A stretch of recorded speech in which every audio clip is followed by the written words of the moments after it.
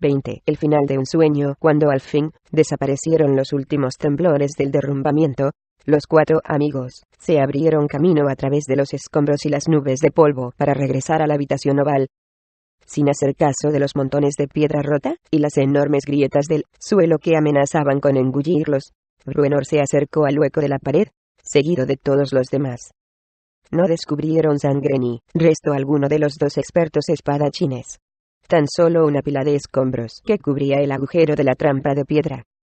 Bruenor divisó por las rendijas la oscuridad de debajo de las piedras, y empezó a llamar a Drizzt. En contra de sus sentimientos y esperanzas, su sentido le decía que el Drow no podía oírlo, que la trampa le había arrebatado a su amigo. Las lágrimas que le empañaban los ojos empezaron a deslizarse por sus mejillas cuando encontró entre las ruinas una cimitarra, la cuchilla mágica de la que Drizzt se había apropiado en una guarida de dragón. Con gran solemnidad, la alzó del suelo y se la colocó en el cinturón. «¡Ay de ti, elfo!», gritó ante aquella destrucción, «te merecías un final mejor». Si los demás no hubieran estado tan concentrados en sus propios pensamientos en aquel momento, se habrían dado cuenta del enojo que reflejaban las palabras de Bruenor. Ante la pérdida de su mejor y más apreciado amigo, y cuestionándose qué sentido tenía continuar andando por las salas, como había hecho ya antes de la tragedia, Bruenor había descubierto que su pesar se veía intensificado por una poderosa sensación de culpabilidad. No podía olvidar su papel en la muerte del elfo oscuro. Recordó con amargura cómo había engañado a Drizzt para que se uniera a la búsqueda, fingiendo estar moribundo y prometiendo una aventura cuya parte buena ninguno de ellos había conocido. Ahora permanecía inmóvil, sumido en su tormento interno. La tristeza de Wulfgar era igualmente profunda, y se veía aumentada por otros sentimientos. El bárbaro había perdido a uno de sus maestros, a quien lo había transformado de un salvaje y bruto guerrero en un calculador y diestro luchador. Había perdido a uno de sus mejores amigos. No hubiera dudado en seguir a Drizzt hasta el mismísimo abismo en busca de aventuras. Estaba convencido de que el Drow los conduciría un día a una situación de la cual no podrían escapar, pero, mientras luchaba junto a Drizzt, o mientras competía con su maestro, se sentía vivo. Sentía que existía en el límite más peligroso de sus posibilidades. A menudo, Wulfgar había soñado con el día en que encontraría la muerte junto al Drow, una muerte gloriosa que los bardos recordarían y cantarían mucho tiempo después de que los enemigos que hubieran acabado con ellos se convirtieran en polvo en tumbas sin esquelas. Este hubiera sido un final que el joven bárbaro no hubiera temido. «Ahora has encontrado la paz, amigo mío», murmuró Catti-brie, que había comprendido la tormentosa existencia del Drow mejor que nadie. Su fina percepción le había hecho conocer muy bien el lado sensible de Drizzt, ese aspecto íntimo de su carácter que sus demás amigos no podían descubrir tras sus estoicas facciones. Era aquella parte de Drizzt Do'Urden la que lo había obligado a abandonar Menzoberranzan y su diabólica raza, y a vivir como un proscrito. Catti-brie conocía el espíritu alegre del Drow, y sabía lo mucho que había sufrido por el desprecio de aquellos que no sabían distinguir ese espíritu, y lo juzgaban únicamente por el color de su piel. Asimismo, se daba cuenta de que tanto la causa del bien como la del mal habían perdido a una de sus mayores figuras, ya que Entreri era el reflejo exacto de Drizzt. Con la muerte del asesino, el mundo ganaba una batalla. Pero el precio era demasiado alto. Todo el alivio que Regis pudiera sentir por la desaparición de Entreri se perdía en el turbulento lodo de su rabia y su pesar. Una parte del Alfin había muerto en aquella estancia. No importaba lo mucho que tendría que andar todavía aunque el Bajabok no lo persiguiera más, pero por primera vez en toda su vida Regis tenía que aceptar las consecuencias de sus actos. Se había unido al grupo de Bruenor a sabiendas de que Entreri le seguiría la pista, y de que aquello podía contribuir un peligro potencial para sus amigos. El confiado jugador nunca había pensado que podría perder aquella batalla. La vida era un juego en el que se apostaba duro, y hasta el límite, y nunca hasta ahora había supuesto que tendría que pagar por los riesgos. Si había algo en el mundo que pudiera mitigar la obsesión del Alfling por la suerte, era esto la pérdida de uno de sus pocos amigos por el riesgo que él había decidido correr. «Adiós, amigo», susurró al montón de ruinas. Luego, volviéndose hacia Bruenor, añadió: «¿Dónde vamos ahora? ¿Cómo podemos salir de este horrible lugar?» Regis no había formulado la pregunta como una acusación, pero, obligado a adoptar una postura defensiva por su propio sentimiento de culpa, Bruenor lo percibió así, y perdió los estribos. «Fue culpa tuya», le espetó a Regis. «Trajiste a ese asesino tras nuestra pista». Bruenor dio un amenazador paso hacia adelante, con el rostro contraído por una ira creciente, y los nudillos blancos por la intensidad con que cerraba los puños. Wulfgar, confuso ante aquel súbito estallido de rabia, se acercó a Regis. El halfling permanecía inmóvil, y no hizo gesto alguno para defenderse, pues no podía creer todavía que la rabia de Bruenor pudiera ser tan devastadora. «Ladrón», gruñó Bruenor. «Vas por ahí cogiendo lo que quieres, sin preocuparte de lo que dejas a tus espaldas. Y tus amigos deben pagar por ello». Su enojo se intensificaba con cada palabra, y, de nuevo, parecía formar una entidad separada del enano, una entidad que ganaba ímpetu y fuerza a cada momento. Con un paso más llegaría hasta Regis, y, por la expresión de su rostro, era evidente que pensaba golpearlo. Pero Wulfgar se interpuso entre los dos, y dirigió a Bruenor una inequívoca mirada. Roto el trance de rabia por la postura severa del bárbaro, Bruenor se dio cuenta de lo que estaba a punto de hacer. Tras un momento embarazoso, intentó disimular su rabia preocupándose por su supervivencia inmediata, y dio media vuelta para ver los restos que habían quedado en la habitación. Muy pocas de sus provisiones, por no decir ninguna, habían resistido la destrucción. «Salgamos de aquí. No hay tiempo que perder», dijo Bruenor a los demás, intentando deshacer el nudo que sentía en la garganta. «Será mejor que nos alejemos cuanto antes de este malvado lugar». Wulfgar y Catibrie inspeccionaron los escombros en busca de algo que pudiera ser aprovechado, ya que no los alegraba la idea de echar a andar sin provisiones. Pero pronto llegaron a la misma conclusión que el enano, y, tras un último saludo a las ruinas de la estancia, siguieron a Bruenor por el pasillo. «No pienso descansar hasta que lleguemos al barranco de Garún», declaró Bruenor. «Así que preparaos para una larga caminata». «¿Y luego qué?», preguntó Wulfgar, aunque temía conocer ya la respuesta. «Fuera», gritó Bruenor, lo más rápidamente posible. Miró al bárbaro, desafiándolo a protestar.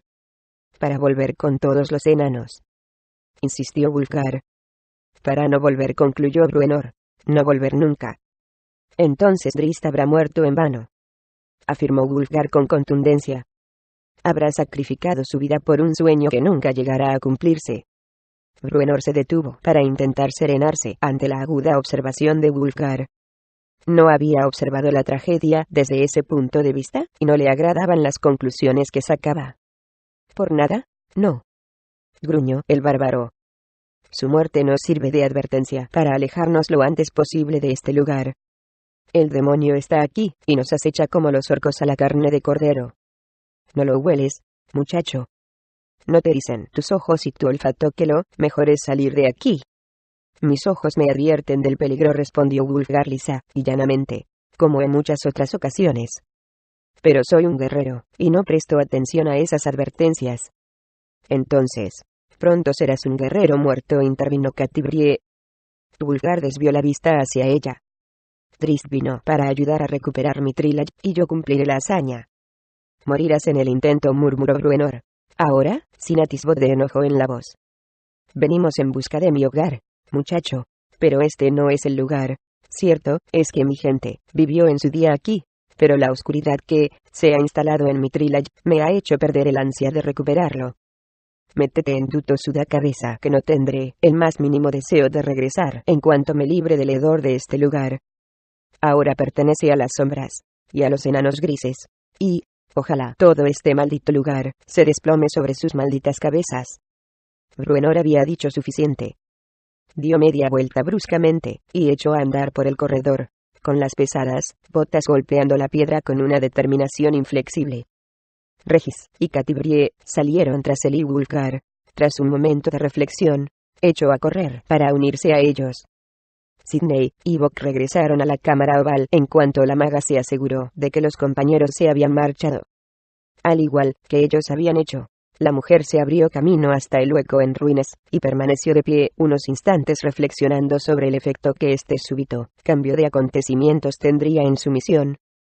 Se sentía sorprendida por la lástima que le producía la pérdida de Entreri, porque, a pesar de que no confiaba en el asesino, y sospechaba que podía estar buscando en realidad el mismo objeto mágico que perseguía Dendivar, había llegado a respetarlo.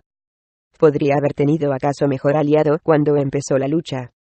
Sidney no tenía tiempo para llorar por Entreri, ya que la pérdida del Drow le producía mayor preocupación por su propia seguridad. Dendivar no se iba a tomar la noticia a la ligera y el talento del mago para infligir castigos era conocido en la torre de huéspedes del arcano. Bok permaneció inmóvil unos instantes, esperando algún tipo de orden de la maga, pero, al no recibir ninguna, el golem se acercó luego y empezó a apartar los escombros. «Basta», le ordenó Sidney. Bok continuó trabajando, guiado por la directriz que le habían impuesto de perseguir al Drow. «Basta», repitió Sidney, esta vez con mayor convicción. «El Drow ha muerto, estúpido». Sus bruscas palabras la forzaron a ella misma a aceptar el hecho, e intentó reordenar sus pensamientos. Bok se detuvo, y se volvió hacia ella, mientras la maga reflexionaba sobre cuál sería la mejor línea de acción. «Seguiremos a los demás», dijo con voz abstraída, más con la intención de aclarar sus propios pensamientos que para darle órdenes al golem. «Sí, tal vez, si conducimos al enano y a los demás compañeros ante Dendivar nos perdonará nuestra estupidez por dejar morir al Drow». Desvió la vista hacia el golem, pero por supuesto, su expresión no había variado, y no le ofrecía aliento alguno. «Tendrías que haber estado tú en el hueco», murmuró Sidney, arrojando su sarcasmo al golem. Entreri al menos podía hacer sugerencias. «Pero no importa, he tomado una decisión. Seguiremos a los demás y encontraremos el modo de atraparlos. Nos contarán lo que debemos saber sobre la piedra de cristal». Bok permanecía inmóvil, esperando sus órdenes. A pesar de que su esquema mental no poseía más que los pensamientos básicos, comprendía que Sidney era quien mejor sabría cómo podían completar su misión. Los compañeros avanzaban a través de amplias cavernas, producto más de la naturaleza que del trabajo de los enanos. Los altos techos y paredes se perdían en la negrura absoluta más allá del resplandor de las antorchas, dejando que los amigos asumieran atemorizados su vulnerabilidad. Avanzaban muy pegados los unos a los otros, imaginando que una horda de enanos grises los observaba desde las zonas oscuras de las cavernas, o esperando que de pronto una horrorosa criatura se abalanzara sobre ellos desde la oscuridad del techo. El sonido constante de agua que goteaba parecía tranquilizarlos con su ritmo, mientras el plip-plop resonaba en las salas, acentuando la sensación de vacío de aquel lugar. Bruenor recordaba bien esta parte de la estructura, y se vio de nuevo perdido en imágenes del pasado que creía haber olvidado. Aquellas eran las salas de reunión, desde se apiñaban todos los miembros del clan Batleamer para escuchar las palabras del rey Garun, o que servían también para recibir a visitantes de importancia. Aquí se trazaban los planes de batalla, y se discutían las estrategias para comerciar con el mundo exterior. Incluso los enanos más jóvenes asistían a aquellas reuniones, y Bruenor recordó con toda claridad las veces que se había sentado, junto a su padre, Bangor, detrás de su abuelo, el rey Garun, mientras Bangor le señalaba las técnicas del rey para captar la atención del auditorio, e instruía al joven Bruenor en las artes del liderazgo que un día tendría que asumir. El día en que se convirtiera en rey de Mithril. La soledad de aquellas cavernas constituía una pesada carga sobre el enano, que recordaba cuando habían vibrado por los gritos y cantos de 10.000 enanos. Incluso en el caso de que regresara con todos los miembros restantes del clan, apenas podrían cubrir un rincón de una de las cámaras. «Han desaparecido demasiados», dijo Bruenor al vacío, y el eco hizo resonar su voz más de lo que hubiera deseado. Catibrie y Wulfgar, que estaban preocupados por el enano, y observaban todos sus movimientos, oyeron el comentario, y adivinaron enseguida los recuerdos y emociones que le habían hecho pronunciarlo. Intercambiaron una mirada, y Catibrie vio que el enojo de Wulfgar con el enano se había convertido en lástima. Las salas se sucedían unas tras otras, separadas por cortos pasillos, y, cada pocos metros, veían desviaciones y salidas laterales. Pero Bruenor estaba convencido de que conocía el camino hacia el barranco, y sabía, también, que cualquiera que hubiera oído el estrépito de la trampa de piedra en las profundidades, se acercaría a investigar. A diferencia de las zonas que dejaban atrás, Esta sección del piso superior tenía muchos pasos de conexión a los niveles inferiores, por lo que Wulfgar apagó la antorcha, y Bruenor los guió bajo la protección de la oscuridad. Aquella cautela pronto resultó útil, ya que, al entrar en otra inmensa caverna, Regis agarró a Bruenor por el hombro, deteniéndolo, y les indicó a todos que permanecieran en silencio. Bruenor estuvo a punto de estallar de rabia, pero al instante, vio la sincera mirada de terror en el rostro de Regis. El oído del Alfling, agudizado por los años en que había escuchado los clics de los cerrojos, había captado en la distancia un sonido diferente del goteo del agua. Un instante después, todos ellos lo captaron, y, al poco rato, lo identificaron como los pasos de un grupo de pies enfundados en botas. Bruenor los condujo a un rincón oscuro, y se dispusieron a observar y esperar. Nunca llegaron a ver a la horda que pasaba, con suficiente claridad como para saber cuántos eran, o identificar a sus miembros. Pero, por la cantidad de antorchas que vieron aparecer en el extremo de la caverna, supusieron que los sobrepasaban en una proporción de 10 contra 1. Bruenor adivinó lo que eran. O son enanos grises, o mi madre es amiga de los orcos, gruñó. Desvió la vista hacia Wulfgar para ver si el bárbaro tenía alguna queja más sobre su decisión de abandonar Mithril. El bárbaro contestó a la mirada con un gesto de asentimiento.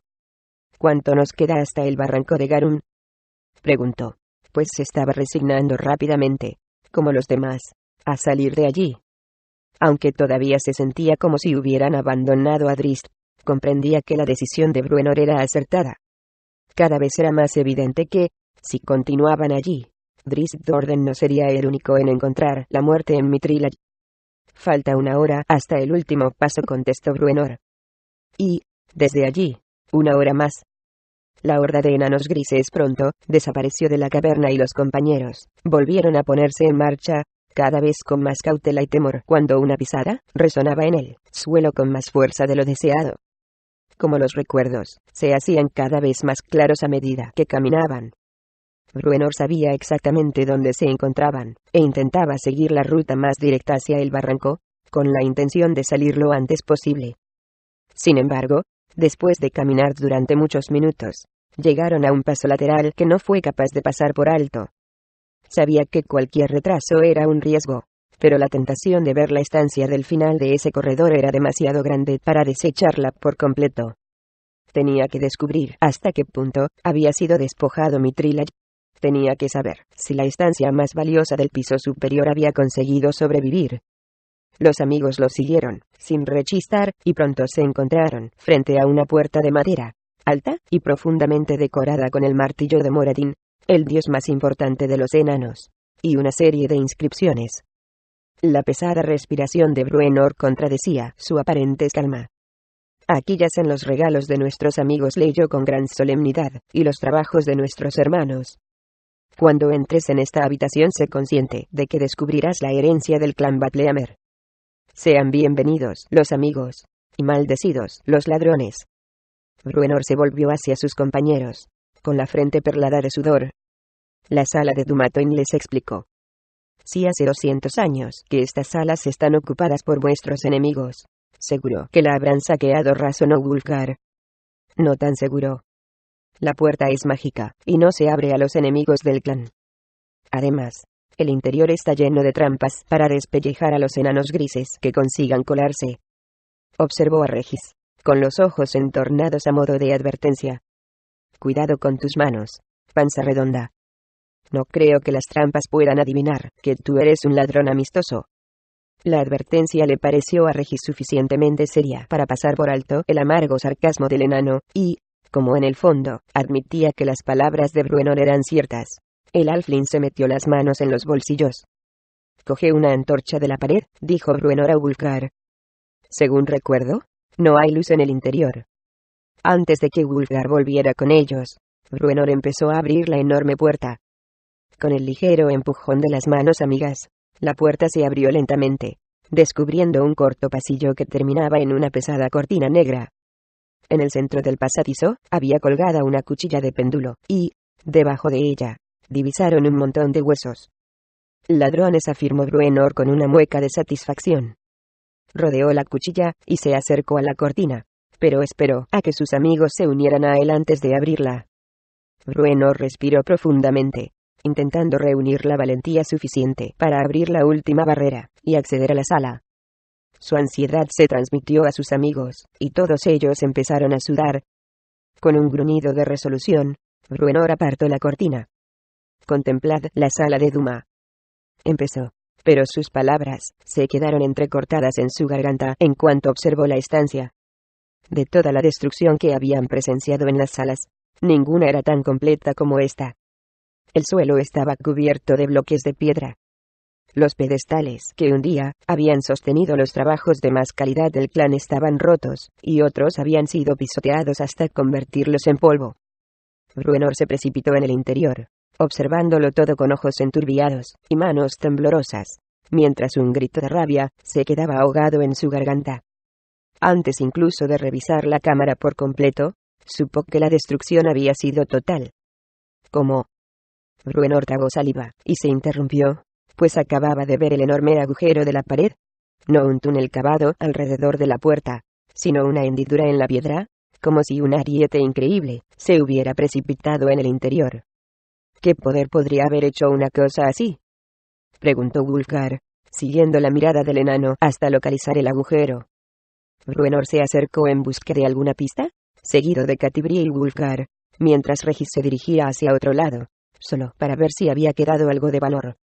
Catibrie vislumbró un brillo del color del arco iris en el suelo, y se acercó a observar lo que parecía ser un charco de algún líquido oscuro.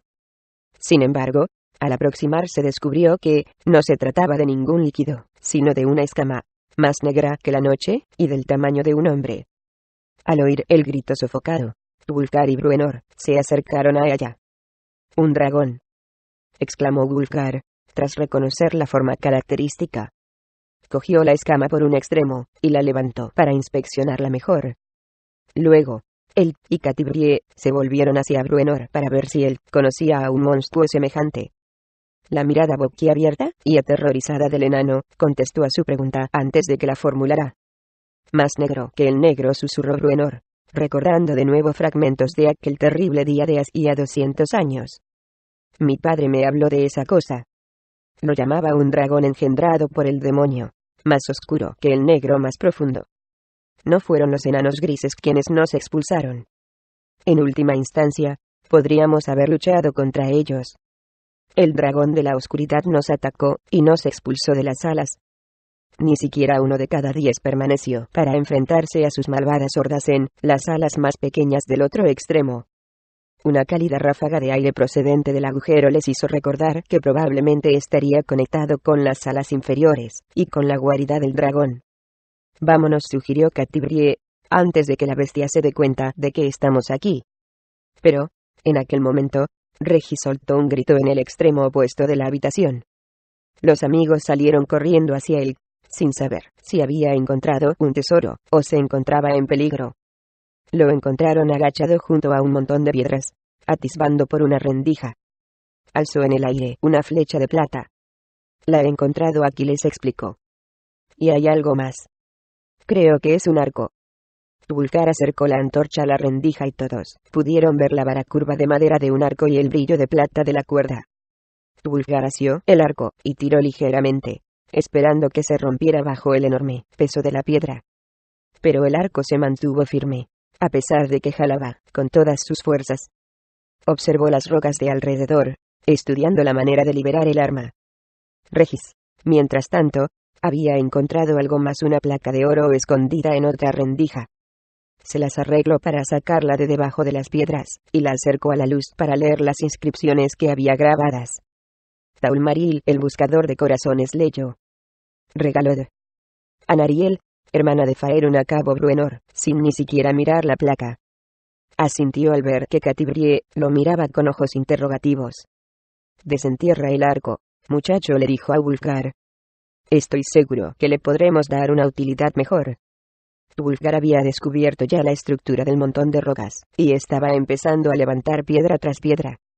Al poco rato, Catibrie consiguió extraer el arco, pero, al ver que había algo más por debajo, le pidió a Wulfgar que continuara excavando. Mientras el musculoso bárbaro continuaba apartando rocas, los otros se quedaron extasiados ante la belleza del arco. La madera no había sido dañada por las rocas, y, tras sacarle el polvo con la mano, recobró el profundo resplandor de la madera pulida. Catibrie lo asió con facilidad, y lo sostuvo alzado, percibiendo su solidez y su sencillo diseño. Pruébalo, le sugirió Regis mientras le tendía la flecha de plata. Catibrie no podía resistirse a la tentación. Ajustó la flecha a la cuerda de plata y arqueó la madera, aunque no pretendía disparar, sino comprobarlo bien que encajaba. «Una aljaba», exclamó Wulfgar, tras levantar la última piedra. «Y más flechas de plata». Bruenor señaló la oscuridad, y asintió. Catibrie no vaciló. Una delgada estela de plata se dibujó en el aire cuando la flecha atravesó silbando la oscuridad, y acabó su vuelo bruscamente con un crujido. Todos corrieron tras ella, presintiendo que había ocurrido algo fuera de lo corriente. Encontraron la flecha con facilidad, pues había quedado incrustada en la pared. Alrededor del punto donde se había clavado, la piedra había quedado chamuscada, y, a pesar de que tiró con todas sus fuerzas, Wulfgar no pudo mover ni un centímetro la flecha. «No te molestes», dijo Regis, mientras contaba las flechas de la aljaba que sostenía Wulfgar. «Hay otras 19. 20. Se echó hacia atrás, atónito. Los demás lo observaron con ojos interrogativos. «Antes había 19, les explicó Regis. «No me equivoqué al contar». Wulfgar, sin comprender nada, contó rápidamente las flechas. 20. «Ahora hay 20», contestó Regis, «pero solo había 19 cuando conté por primera vez». «Así que la aljaba también es mágica», conjeturó Catibrie. «La Dianariel hizo un buen regalo al clan». «¿Qué más podríamos encontrar en las ruinas de este lugar?», preguntó Regis mientras se frotaba las manos. «Nada más», respondió Bruenor con evidente brusquedad. «Nos vamos y no quiero oír la más mínima protesta». Tras observar a los otros dos, Regis comprendió que no tendría apoyo para protestar la decisión de Bruenor, así que se encogió de hombros con aire resignado, y lo siguió a través de la cortina hasta el corredor. «Hacia el barranco», declaró Bruenor, mientras se echaba de nuevo a andar. «Quieto», Vox susurró Sidney cuando la antorcha de los compañeros volvió a salir al corredor a cierta distancia por delante de ellos. «Todavía no», agregó, mientras una sonrisa de triunfo anticipado se dibujaba en su rostro salpicado de polvo. «Encontraremos un momento mejor».